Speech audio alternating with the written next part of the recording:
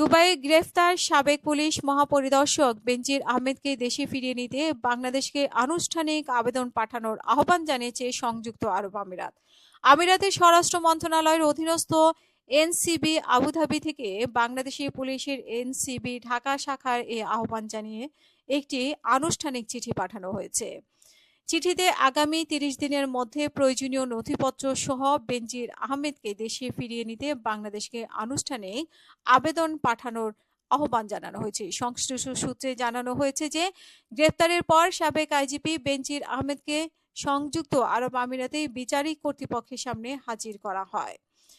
তবে চিঠিতে আরও লেখা আছে যে বাংলাদেশের দুর্নীতি দমন কমিশন মামলার ভিত্তিতে ইন্টারপোলের রেড নোটিশ অনুযায়ী বেনজির আহমেদকে গ্রেপ্তার করা হয়। দেশের প্রচলিত আইন অনুযায়ী এই গ্রেপ্তারের পর ৩০ দিনের মধ্যে কূটনৈতিক মাধ্যমের সাহায্যে লিখিতভাবে বাংলাদেশ সরকারকে একটি আনুষ্ঠানিক অনুরোধ জমা দিতে হবে, অন্যথায় আইনি জটিলতা তৈরি হবে।